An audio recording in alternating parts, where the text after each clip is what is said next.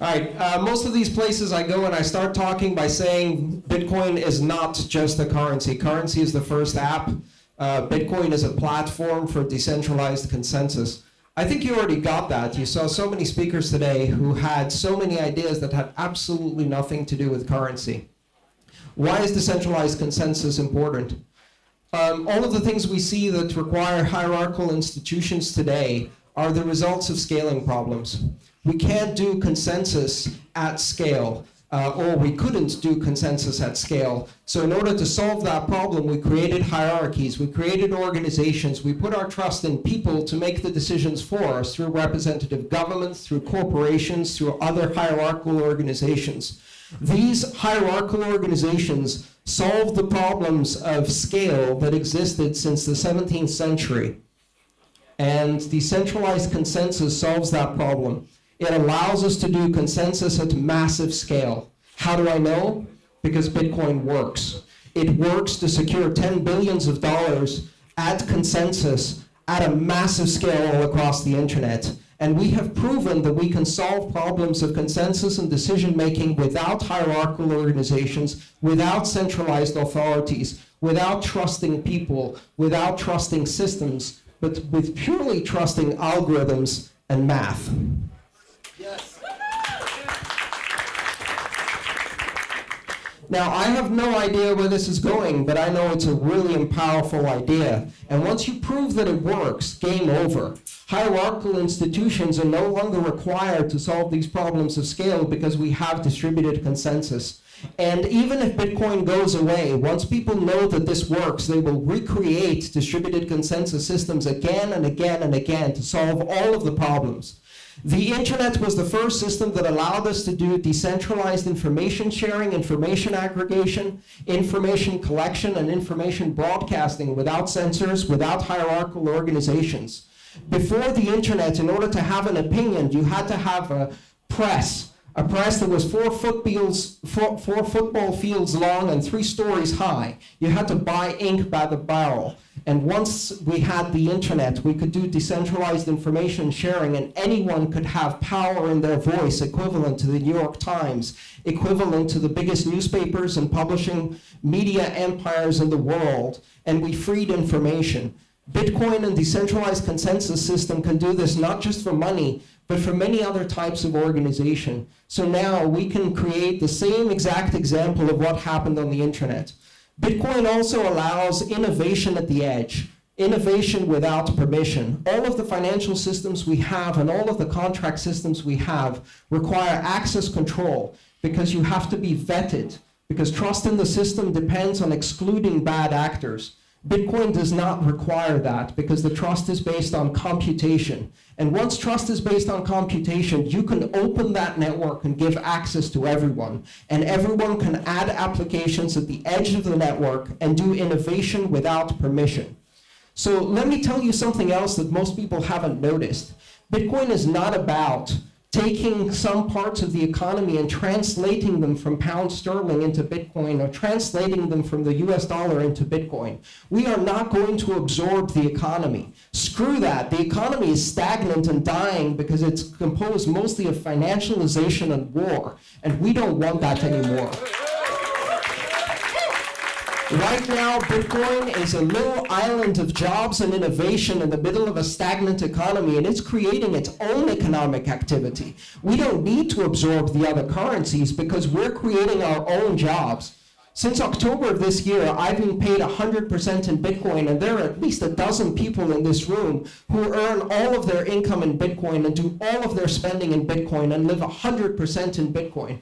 In a Bitcoin economy that is hiring like crazy, hiring developers, hiring lawyers, hiring accountants, hiring web designers. We are building a new economy from the ground up, and it is a vibrant economy. We don't need to absorb the other currencies. We're creating our own economic activity from the ground up. That's the real story of Bitcoin. And what that means is that the acceleration we're seeing today, there are hundreds and hundreds of startups creating thousands of jobs, and this is going to create even more momentum in this space. Bitcoin is not a 10-year technology. This is all going to play out in the next 2 years, and we're along for the ride, so hold on to your hats. All right, so I want to hear from the London community, and I'll just take questions as quickly as I can, and give you 5 to 10 second answers as quickly as I can. So shout them loud, and let's go. What do you think of Circle? I'm not interested in Circle. I haven't paid much attention to them. Next. What happens at the end of 2 years? At the end of 2 years, I think we'll achieve momentum and adoption at such a rate that Bitcoin will be firmly positioned as part of the financial future of the world, and cryptocurrencies will have proven their worth. I think already Bitcoin is entirely unstoppable, but it hasn't reached the minds of most of the people out there. What you can do to make it happen is tell 2 more people about Bitcoin every single day and give them some Bitcoin as quickly as possible. Get them to be part of this economy. Yes, next. What do you think of the New York hearings? The New York hearings demonstrated what happens when dinosaurs see the meteor that's incoming and start screaming at it. And they say, you cannot happen, and you will not happen. And guess what? The meteor doesn't give a shit. They didn't understand Bitcoin, and they will try to fight it, but at the end of the day, they cannot fight it, because Bitcoin is a global phenomenon, and it's entirely decentralized. And guess what the New York DFS does not have? It does not have the power of consensus. They can write code, and they will be on the minority blockchain, and we will ignore them. What do you think of Ethereum? I think Ethereum is a very interesting system, and I think I'm going to build something to use Bitcoin to buy Ethereum contracts, and we can make the two work together beautifully. Ethereum expresses the next wave of decentralization, the decentralization of law, and I'm going to be running Ethereum as soon as it comes out, and I'm looking forward to more innovation. Ethereum shows what happens when the people who are fighting us are fighting Bitcoin of 2008, and we've moved on. We're 5 years past that, and we've added a shit ton of innovation on top of it, and our innovation is only accelerating. It's not slowing down. So they can try and regulate us, they can try and understand it, and by the time they do, we've moved on. How do you stop the suit of the bankers and those with power taking over? How do I stop the bankers from taking over? Well, they can't take over because they don't have consensus. We're going to continue to build this, and global adoption will happen, because this is not about a single country or a single banking system adopting Bitcoin. Bitcoin will be adopted by the most populous economy in the world, the internet, by the most powerful and most valuable economy in the world, the internet. And that economy is global, and it doesn't depend on the regulation of any single country. Bitcoin is useful, people will use it. Done. How do we help Argentina? Sorry? What do you think about Dogecoin? I think Dogecoin shows you what happens when you have an open market for currencies. I truly believe that we will see not hundreds, not thousands, but millions of cryptocurrencies. Cryptocurrencies will be created through a GUI by 5-year-olds in school in order to trade with their friends. Cryptocurrencies will be created as reputation coins by individuals, as novelty coins, as funding systems for corporations and IPOs. Cryptocurrencies will be generated by the thousands, and then by the hundreds of thousands, and eventually by the millions, in a purely free market where they will be interchangeable for value amongst each other. So cryptocurrencies are going to be plentiful. Here's the thing that most people don't understand. Up to now, currencies derived their value because only a few people could create them. Just like information on the internet before the internet age derived its value by the fact that you had a giant press and only a few people had a giant press.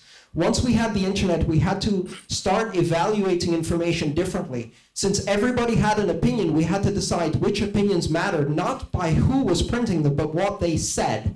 Cryptocurrencies now will start being created by the thousands, and that means that scarcity of creation does not define value. Monetary value is defined purely by adoption. The cryptocurrencies that are adopted broadly have value because they're being used. And out of the millions of cryptocurrencies, very few will have monetary value. And I don't know where the next one will come. One day, Dogecoin or a coin like that will suddenly go from being a fad and a meme to having monetary value. And everyone will be surprised, but it doesn't matter because we'll be able to interchange them all. Bitcoin isn't going anywhere because cryptocurrencies are proliferating. Instead, it will become the reserve currency that backs many of the other cryptocurrencies, just like a gold standard. What's going to happen when Bitstamp has its bank account shut down and empty gods have their bank account shut down?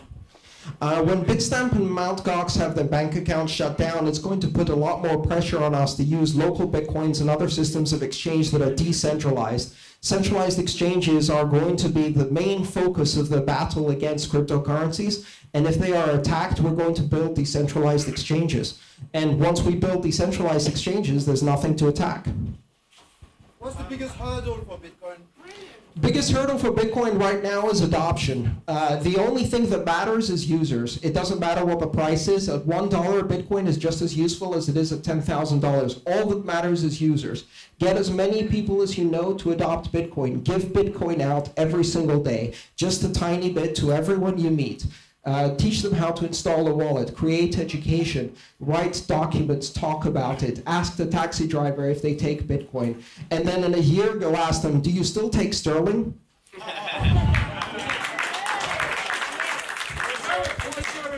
percentage of the population do you think understands Bitcoin so far?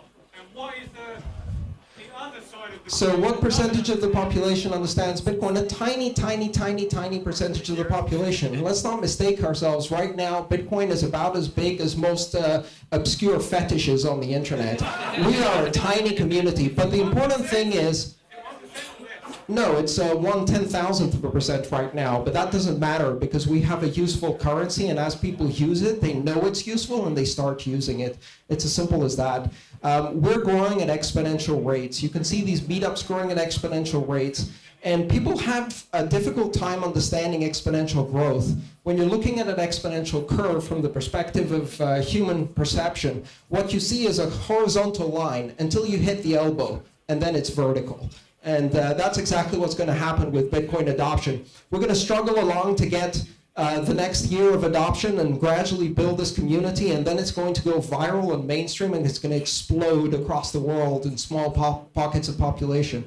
Is it true that if some organization invested millions of dollars in hardware stuff, they could actually disrupt? If an organization invested hundreds of millions of dollars in order to participate in a 51% attack, they would be able to momentarily disrupt the next block for the next 10 minutes, having wasted hundreds of millions of dollars to do a double spend that depreciates the currency temporarily until we kick them off the network, and then reboot everything and continue as if nothing happens. And they just wasted hundreds of millions of dollars.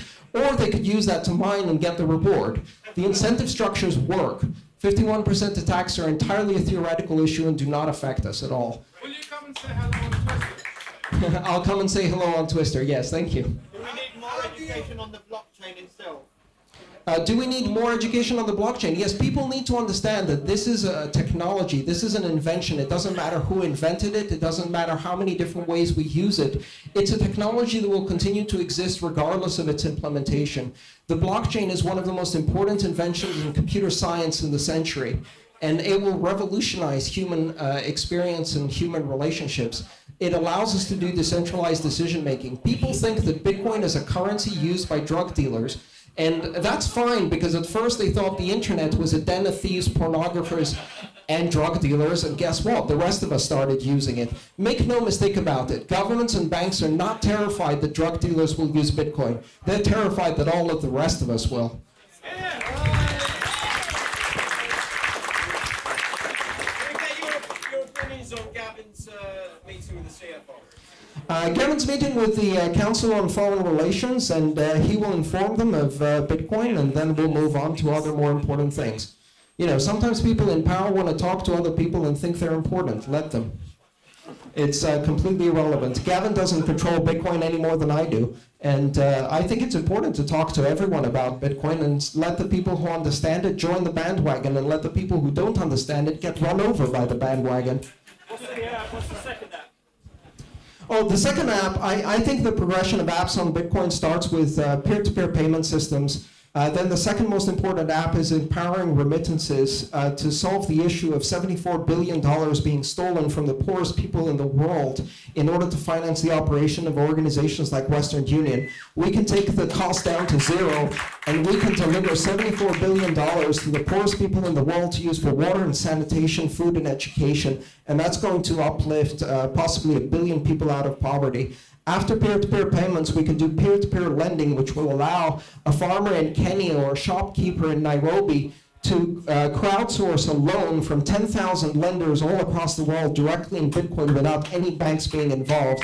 Once we're done with peer-to-peer lending, we're going to do peer-to-peer crowdsourcing where we can have a company start up in the middle of nowhere and fund its operations directly from hundreds of thousands of shareholders around the world, bypassing all of the world's stock markets and going IPO by themselves without asking anybody's permission. How can we help Argentina? Argentina is doing a pretty damn good job helping themselves. Right now, Bitcoin is banned, just as are currency transactions with foreign currencies, and yet you can go to every street corner and you can change your dollars for pesos at twice the official market rate in the black market. People respect the government less the more the government takes extreme action against them and violates their trust and violates their consent. And they're going to use Bitcoin whether the government likes it or not. Argentina is probably going to be the first place where Bitcoin goes viral because the more heavy-handed regulation they do, the more it pushes people to Bitcoin.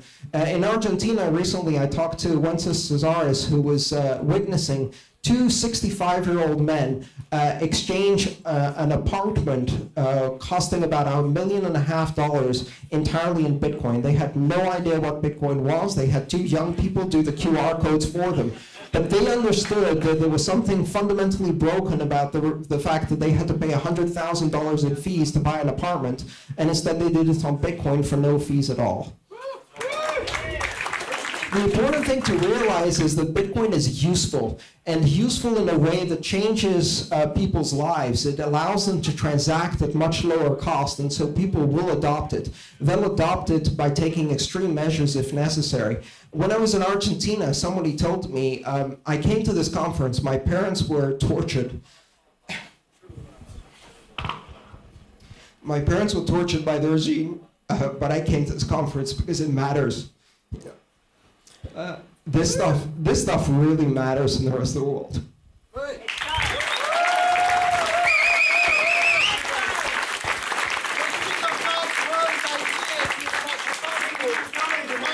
Sorry, go ahead. What do you think of Mike Sonn's idea to have miners have their passport in order to do the mining? Oh, I haven't heard of that specific one, but that's kind of bizarre. What do you think the biggest developments will be for 2014? I think 2014 is where we start seeing applications beyond Bitcoin as a payment system. We see Bitcoin as a platform, and already Ethereum is one of those ideas that's going to take hold. And as we see more and more applications that use Bitcoin as a platform, people stop thinking about it as a currency, and they start thinking about it as the internet of money. And that once their perception changes, it's easier to adopt. So 2014, we're going to see massive user adoption, and we're going to see more and more applications beyond currency. Disruption of credit card companies, when it happened?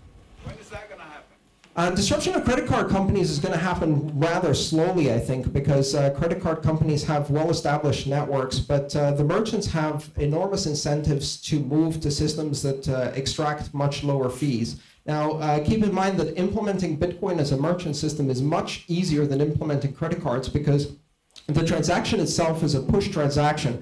It's not a pull transaction. When you do a credit card transaction, you're giving someone the credentials they need to pull money forever in the future, and therefore you have to trust them, and you have to very carefully protect that information from being captured by someone else. When you do a Bitcoin transaction, you post just the amount that you need to send to that merchant. You don't even need to encrypt it. You can broadcast it over Bluetooth, and that makes it a hell of a lot easier to build merchant systems. And we're seeing now merchant systems over Bluetooth, over Wi-Fi, over LED, or even over Chirp, which is a sub-audible protocol.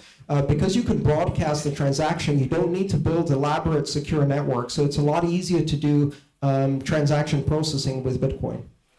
Do you think it's a problem that a lot of Bitcoins are owned by drug traffickers and terrorists? That's a lie! Okay, do I think that it's a problem that a lot of Bitcoins are owned by drug traffickers and terrorists? I don't think that's true, for one thing. I don't think that's true at all. I think one of the things that happens in society is that criminals tend to use the most effective technology because they operate in areas where they have the highest margin and the highest risk. So it makes a lot of sense for them to use the latest technology. Criminals were the first to use automobiles. Criminals were the first to use cell phones. Criminals were the first to use every single non-disruptive technology. 99.99% of the criminals in the world use shoes. I'm not going to ban shoes just because criminals use them. What we're going to do is we're going to overwhelm the criminals by adopting it for the other 6 billion of us, and then the criminals will be a tiny minority. But one thing I can tell you is that the criminals will not be able to control the currency. They will not be able to control the levers of power behind the currency. They will not be able to control the means of transaction. Right now, many of the biggest criminals in the world are in positions of control of the currency, and they work for organizations like HSBC and Wachovia, where they money launder hundreds of billions of dollars. Wachovia money laundered $670 billion in 10 years, funneling it into the Sinaloa cartel in Mexico that resulted in the deaths of 19,000 people and no one went to jail. The criminals own the justice system. The criminals own the banking system, and they get away with murder every single day. Well, I don't know if there will be criminals on Bitcoin. Of course there'll be criminals on Bitcoin. There'll be criminals like every other segment of society, but they will not control the currency. If trust and identity is an app of Bitcoin, then is it possible that criminals are creating their own tool for their own downfall? Well, yes, exactly. I mean, trust and identity in Bitcoin is such that it is actually easier to do radical transparency in Bitcoin than it is to do radical anonymity. And if criminals use Bitcoin, it's actually easier to track them down than through cash-based systems or banking systems. So criminals who use Bitcoin are going to find it actually harder to operate on Bitcoin. Do you think hardware wallets are essential in the future? Yes, I think hardware wallets are going to be essential in the future. I think other means of security need to be developed quite rapidly. The thing is that as humans, we have 4.5 million years of experience doing physical security from the first time a caveman buried a squirrel under a rock so the other caveman wouldn't eat it. We have about 50 years of experience in information security. We suck at it. And if we put general purpose computers and we try to use them to secure Bitcoins, we will fail continuously. So the best way to address that is to apply physical security to Bitcoins by printing them onto paper wallets and putting them into tamper-proof hardware devices where they cannot be attacked. We're going to see a lot more of that in 2014. And I hope we're going to do a lot better job with security before it hits mainstream. Otherwise, a lot of people are going to have their money stolen on Bitcoin. That is a significant issue, and I'm working in security very actively to fix some of those problems. I recently took a job as a chief security officer of Blockchain Info. I hope to bring some of that security innovation, but most importantly, I'm working with many of the other chief security officers and security professionals in the Bitcoin space to improve security overall. Security is a collaborative function. Nobody wins by doing better security, but you can lose by doing worse security, and the whole industry loses when one of us loses. So if we work together, we can do better. What do you think the peak value is when it goes mainstream? What is the peak value when it goes mainstream? I have no idea, but it's probably a lot higher than $1,000 a Bitcoin. I think 2014 and the current situation is probably the last time we're going to see sub $1,000 Bitcoin. How can we make Bitcoin more ecologically friendly? Bitcoin is already, how can we make Bitcoin more ecologically friendly? Bitcoin is already has the lowest energy footprint per transaction than any other payment system in the world. Most people ignore the fact that for Visa, for example, 40% of the fees go to the overheads of fraud prevention and running data centers and paying guards and dogs and armored trucks and all of the other things that are required to do physical security in a system where trust depends on access control. In Bitcoin, trust depends on computation, and it delivers the lowest energy cost per transaction than any other payment system before. And already we're seeing other proof-of-work systems that have even smaller energy footprints. So the idea that somehow Bitcoin is wasteful is a myth. Yay. Sorry? Proof of stake, proof of work systems that are less CPU intensive but more memory intensive. There are many, many other approaches we can take. Blockchain safe on mobile? Is blockchain info the wallet, is it safe on mobile? Is blockchain info safe on the mobile? Well, one thing I can tell you about the philosophy behind blockchain info is that everything happens on the client. That means the blockchain info itself doesn't have access to your keys, doesn't store your money, and couldn't steal your money even if we tried. In fact, on blockchain info, we barely know who our customers are, what their addresses are, and how much money they have. We don't see any of that information because all of the wallet functions happen on the browser side. And as we develop new protocols like CoinPunk that Kyle was talking about, we're going to move that security to the browser. And yes, I think mobile applications are actually quite secure, and you can build some very robust security around them. With the rise of distributed networks, consensus networks, do you see governments ever having a future? With the rise of distributed networks, do I see governments having a future? Yes, absolutely. These are organizations that have existed for hundreds of years, and they will continue to exist for hundreds of years, but we're going to disrupt their basic functions quite dramatically. I think governments will have to adapt. Banks will have to adapt. The important thing to realize is that we're not going to replace banks. And we're not going to replace government either. What we're going to do is we're going to remove a lot of their power and leverage, and we're going to make them less relevant in the lives of most people. The internet didn't replace telephones. It made telephones irrelevant. The internet didn't replace news systems. It made news systems irrelevant. It didn't replace media organizations or entertainment organizations. It just made them less powerful and relevant and gave people more choice. And the same thing is going to happen with distributed consensus systems.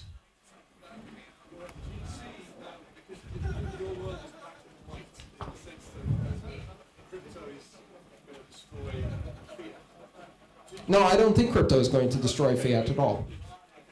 Substitution. What do you think about a hybrid model, like the electric car and the combustion engine? Right. What do I think about a hybrid model? I think, in fact, that in many countries you're going to see them understand that blockchain-based currencies are more effective and more efficient. I sometimes imagine a student studying economics 100 years from now, and in the first semester they have to take classic currencies and they have to study the 1% proof of stake attack against the dollar in 2008 and how that led to the replacement of fiat currencies with blockchain currencies. And they will have a very hard time understanding why any civilization would put its trust in hierarchical organizations that are unaccountable and haven't been voted on by anyone. As a result, I think blockchain-based currencies and cryptocurrencies will gradually start replacing fiat currencies, but that doesn't mean that fiat currencies won't exist. Bitcoin itself is a fiat currency. It's based on the fiat of the algorithm. It's based on the decision to trust the mathematics. And people will start designing governmental coins that provide algorithmic certainty in their issuance. Maybe they'll take different approaches, maybe more inflation, maybe less inflation, maybe different issuance patterns, maybe they'll put controls in there. What's important, though, is that individuals will now have a choice. You do no longer choose the currency based on where you live. You choose the currency based on it representing the politics that you agree with and representing the value structure that you believe in. And so you will choose the currency that's most efficient and most appropriate for your use, and you will join a global community that agrees with you by choosing that currency. Currencies will become communities of common purpose, and we will have free choice to choose them. Now, if someone builds Fed coin or US government coin, they can build that. The question is who will choose to use that. And if they build a currency that provides value to society, we'll use it, and if they don't, we won't. Do you think Bitcoin will encourage people to save their money rather than build up debts because it's deflationary? Yes, do I think Bitcoin will encourage people to save? Bitcoin's deflationary nature does encourage saving. Now, some people call that hoarding, other people call that saving. It's really a matter of degrees. As a Bitcoin merchant, I sell retail products like Safe Paper Wallet, and I have found that there is absolutely no problem with hoarding. All you have to do is apply a discount rate that encourages people to pay something today and lose future value. And as a merchant, I have to find the discount value that allows me to take advantage of the deflationary nature. The point at which my ability to hoard that coin as a merchant overcomes the ability of the customer to hoard that coin is the price point of equilibrium. So essentially, the discount rate becomes a price discovery mechanism. Isn't that the same as dividends, but just in a different format? Yes, it is the same as dividends. Essentially, Bitcoin is an interest-bearing investment, and we're all part of a global IPO, and so far it's going quite well. Thinking about sort of attacks, I think we're thinking about the 51% attack from a monetary incentive, but it could have a Yes, a 51% attack would only make sense if someone was doing it only to destroy the currency and not to gain personal gain. And they would be able to destroy the next 10 minutes of transactions for a cost of about $800 million. And 10 minutes later, we just reboot the blockchain, kick them off, and start again. Well, they couldn't do any attack that would take longer than that because we'd notice. I mean, this assumption that the 51 attack could sprung out of nowhere, take effect, win the blockchain, and then everybody would ignore it is ridiculous. We can make code changes, we can change the practices, and we can organize the miners, the consumers, the web wallets, and the merchants. Keep in mind, consensus is not just the miners. If the miners suddenly decide to go to a 51% structure where they make changes to the protocol that the rest of us don't want, they will be on the majority blockchain and they will be mining a blockchain with no transactions in it because all of the users, merchants, and web wallets will stay on the minority blockchain. And then the minority blockchain is the blockchain because it has the value. We have power in this and we can make choices. It's not just the miners. The consensus system of Bitcoin is already distributed broadly among many different constituencies that have power, and therefore it is very difficult to attack. I think 51% attacks were relevant in 2010 and 2011, and they're relevant to altcoins that are bootstrapping. But once you've bootstrapped 10 petahashes of power, 51% attacks are entirely irrelevant.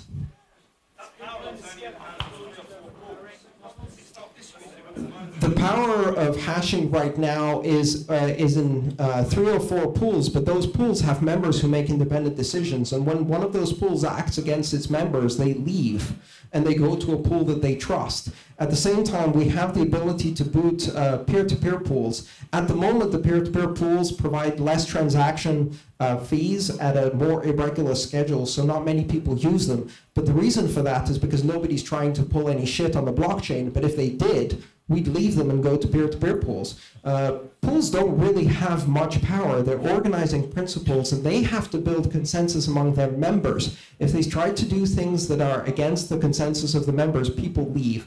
We already saw that with ghash.io. It was a perfect market-based demonstration of the power of people to walk away from a pool. And it demonstrated why no single pool can take over. It doesn't matter that there's only 3 or 4 pools. What matters is that there's tens of thousands of miners in those pools, and they each make independent decisions. And they make these decisions based on their own incentive structure in order to collect the reward. If someone tries to break the blockchain, it destroys the reward structure, so they would leave. Blockchain.info allows you to set up a hosted wallet like a bank account. Have you had any interest from regulators? Blockchain.info doesn't have a hosted wallet. Blockchain.info allows you to run software on your web browser that mediates the transactions for you, and we inject them into the network. We don't hold your money. For regulators to come to us and talk to us, they would have to persuade themselves that somehow we're a bank and we're not a bank. So what I mean is you're a way in, so you would attract attention. Have you had any attention? No, we haven't had any attention.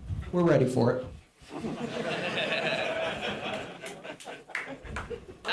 When Microsoft attacked the Linux community, I think it united the community and made them stronger and fired them up. Do you think the same could happen in the Bitcoin community? Well, when You know, Microsoft enemies be your attacked the friends? Linux community, it fired them up. Yeah, I mean, absolutely. That's what happens with open source. And I think attacks by governments against popular, decentralized, useful currencies delegitimize the government that attacked them. And that's all it does. It doesn't give them any power. The thing is with Bitcoin attacks is you know about the attacks. When a bank gets attacked, like a top bank, nobody knows about it because they cover it up. Right. I mean, banks get attacked all of the time. In fact, banks have already been attacked because they've been taken over from the inside out. All right, let's take just a few more questions. Sure. You know, what's the risk of, you mentioned earlier, what's the risk of an exchange like Syria being shut down? There is risk that centralized exchanges will be shut down, and I think if centralized exchanges will be shut down, we'll have to go to decentralized exchanges. The most important decentralized exchange is localbitcoins.com. The most important decentralized exchange is you, and you can buy and sell bitcoins in the park across the street and no one can stop you. How are you going to get the baby boomer generation involved in Bitcoin? We get the baby boomer generation involved in Bitcoin when their kids ask for all of their allowance to be paid in Bitcoin because all of their friends only take Bitcoin and their school only takes Bitcoin, and fiat is the old people's money that's boring, and the younger generation has chosen to move away from it. So, you know, the boomer generation will follow eventually, or not. Is Bitcoin a step on the road to direct democracy? I don't know, but it certainly decentralizes power enough. I don't know if we're going all the way to direct democracy, but it puts us closer to a path of less centralized power. You know, these are things that play out over cycles that take centuries. We've been on this road before. The history of humanity is littered with attempts to create egalitarian systems that decentralize power. And in the past, all of these systems have been corrupted because the people who rise to the top of these hierarchies pull the ladder up behind them and stop everybody else from rising again, and then they turn the system against the egalitarian purposes for which it was created. Keep in mind, the banking system we have today was one of the most egalitarian systems ever created. It took money away from kings and feudal lords, and it allowed simple people to organize as entrepreneurs and have access to their money. And then it got corrupted and co-opted, and now we're disrupting it with Bitcoin. And if Bitcoin gets co-opted and corrupted, we're going to disrupt Bitcoin with another altcoin. But more importantly, decentralized systems are resistant to co-option. They're resistant to corruption. Decentralized decision-making through the consensus blockchain is the most resistant system to co-option and corruption that we've ever designed. And that makes things very, very difficult to break. Fractional reserve Bitcoin and my own zero.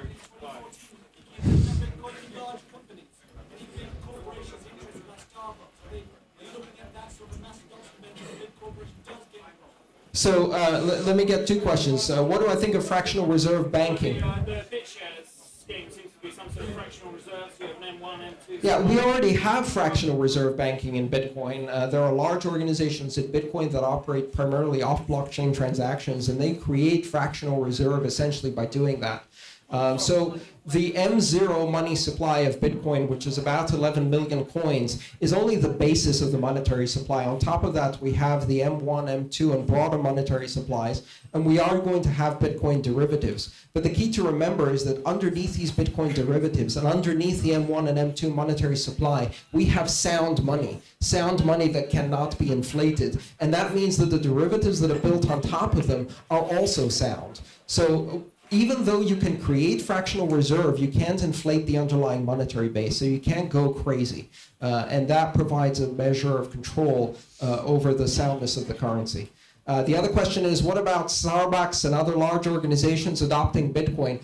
Here's the thing, this is herd dynamics. At the moment, the herd is all huddled and they're all thinking, oh God, who's going to move next? And this applies to retailers, but it also applies to banks. And they're all trying to make sure that nobody moves. But every now and then, someone's going to decide that for their own personal self-interest as an organization, they're going to decide to jump on the bandwagon rather than get run over by it. And they're going to peel off the herd. And as soon as the rest of the herd sees a few of the members peeling off, stampede happens. And you'll see large organizations switching to Bitcoin. Here's the thing. Already, we see banking in the banking environment, the big six are probably going to be last. But there are small banks in small countries that are primarily focused on consumer retail banking and supporting investors, and these have more to gain from Bitcoin than they have to lose. And they're going to decide that rather than fight the disruption, they can join it. Once some of these banks peel off, they have full access to the international financial markets, and they can play the system from the inside. And then you see the stampede happening because there are hundreds of banks around the world, and they can all make this choice individually. The same thing applies to retailers. You already see some of the smaller retailers taking advantage of Bitcoin to differentiate themselves. Overstock.com, Tiger Direct, etc. These are not companies that are huge. These are not companies that are very successful. These are not companies that have been able to compete very well. So they use Bitcoin as a Trojan horse to compete against their bigger brethren like Amazon.com and others. And I think once you see that trend of Bitcoin being recognized as a competitive advantage, that creates enormous pressure for adoption. And we're going to see more and more companies adopt it. All right, let me take two more questions and then we'll wrap it up. What do you think about rendezvous points? What do you mean by rendezvous points? Rendezvous points in Bitcoin and I didn't understand. rendezvous points. Yes, rendezvous points between what and what? In the Bitcoin address space. I'm not sure what that means. We'll have to take that question separately. All right. How do you explain Bitcoin to new vendors and people who don't understand what Bitcoin is? How do you explain Bitcoin to new vendors and people who don't understand what Bitcoin is? Bitcoin is the money of the internet. It's secure, it's fast, it's cheap. You can use it today and you can cut out the middleman and you can reduce your charges and you can make more money from basic transactions from more users. More importantly, it is the currency of the youth and the currency of the internet, so you want to be part of that revolution and not be left behind. How do you achieve adoption in a war-torn country like Syria, for instance? How do you achieve adoption in a war-torn country like Syria? One of the projects that I've seen that's very interesting is called 37 Coins. 37 Coins is an SMS to Bitcoin gateway that runs on an Android phone. You can basically install it on an Android phone that has an SMS plan, and it will enable SMS to Bitcoin wallet gateways through that phone. You preload 500 of these phones and you airdrop them into Cuba or Venezuela or Syria, and you have an ad hoc Bitcoin to SMS network that cannot be stopped because you can't even find these phones on the network and you can't see the transactions they're making. And every phone you take down can just pop up somewhere else. So there are many ways you can do this, primarily because Bitcoin is a system that doesn't require trust in the network. You can go as extreme as you want. The most extreme idea I have thought of in that particular space is based on World War II technology for spy communication, which is shortwave burst radio. You could go around Syria and put shortwave receivers that can listen for Bitcoin transactions that are completely untraceable, and then you could broadcast these transactions in bursts that last less than 45 seconds from a mobile software radio station that you connect to a fence as its antenna, broadcast your transaction, disappear into the jungle, and no one can ever see where you came from. And that transaction will be processed by the Bitcoin network. Once you turn money into information and you have money as a 350 byte piece of content, it is absolutely impossible to stop that information from being injected into the network. I'll take that as the last question. This has been the most amazing meetup. Thank you so much. Thank you for having me.